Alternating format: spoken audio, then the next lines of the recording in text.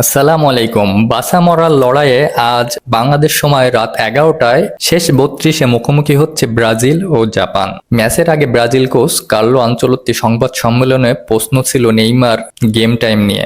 আগের ম্যাচে বদলি নামানো হয় এই ফরওয়ার্ডারকে, এবার কি শুরু থেকে খেলানো হবে? জবাবে আনচেলত্তি যা বললেন তাতে অবশ্য দর্শকদের হতাশ হওয়ারই কথা। জাপানের বিপক্ষেও নেইমারকে শুরুতে তো মাঠে দেখার সম্ভাবনা নাই, এবং শেষে দেখা যাবে কিনা বা কতটুকু সময় দেখা যাবে সেটা নির্ভর করবে তার ফিটনেসের উপরে।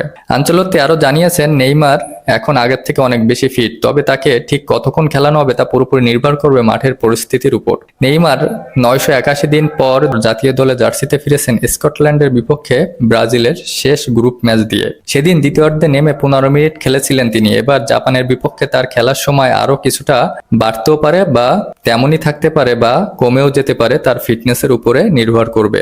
এই বিষয়ে আনচেলত্তি বলেন, নেইমার খুব ভালোভাবে নিজেকে প্রস্তুত করছে। গত এক সপ্তাহে সে অনেক উন্নতি করেছে। দুর্ভাগ্যবশত পুরো সময় সে আমাদের সঙ্গে অনুশীলন করতে পারেনি, তবে এখন সে 15 মিনিটের বেশি সময় খেলার জন্য প্রস্তুত। এদিকে ছন্দে থাকা ফরওয়ার্ডার ম্যাথিউস কুনিয়াকে স্কটল্যান্ডের বিপক্ষে নির্দিষ্ট কোনো পজিশনে না খেলানোর সিদ্ধান্তটি বেশ কাজে দিয়েছে বলে মনে করেন ব্রাজিল কোচ। তিনি বলেছেন, শেষ ম্যাচে কুনিয়াকে কোনো নির্দিষ্ট পজিশনে না রাখাটা আমাদের জন্য বাড়তি সুবিধা দিয়েছে। প্রতিপক্ষ যাতে সহজে আমাদের চাল বুঝতে না পারে, সেজন্য খেলোয়াড়দের নিয়মিত পজিশন অদল বদল করা খুবই জরুরি।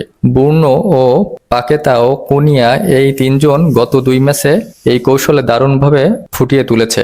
আজকের ম্যাচে জাপানকে হারাতে পারলে শেষ 16 টিকিট নিশ্চিত হবে ব্রাজিলের। সেক্ষেত্রে আগামী রবিবার কোয়ার্টার ফাইনালে ওঠার লড়াইটা তাদের মুখোমুখি হতে পারে নরওয়ে অথবা আইভরি কোস্ট। এক নজরে দেখে নেওয়া যাক যে ব্রাজিলের একাদশ কেমন হতে পারে। গোলকিপার আলিসন বেকার এবং রক্ষণে থাকবে দানিলো, মার্কিনহস, গ্যাব্রিয়েল ও সান্তোস। মিডফিল্ডার হিসেবে থাকবেন কাসেমিরো ও গিমারেজ, এবং ফিনিশিং রোলে থাকবেন অবশ্যই ভিনিসিয়াস, এবং রায়ান থাকবেন, এবং পাকেতা আর কুনিয়া অথবা নেইমার। এই দুইজন থেকে যে কোনো একজনকে বেছে নিতে হবে। কোচ আনচেলত্তির প্রথম পছন্দ কুনিয়া। নেইমারকে যদি দেখা যায় তাও দেখা যেতে পারে শেষের ভাগে, এটাই তিনি জানিয়েছেন সংবাদ মাধ্যমে। তবে জাপান যে ছেড়ে কথা বলবে তা কিন্তু নয়।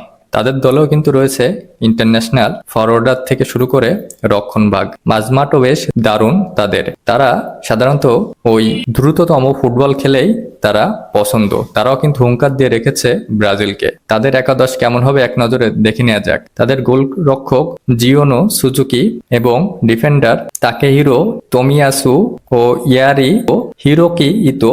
মাঝমাঠ সামলাবেন সুগাওয়ারা, আও তানাকা, কামাদা, নাকামুরা, এবং তাদের 3 ফরওয়ার্ডার রিস্তু দোয়ান, ডাইজেন মায়েদা ও আয়েসে উয়েদা। এই হচ্ছে তাদের একাদশ। আপনার কাছে কি মনে হয় কেমন হতে পারে একাদশ?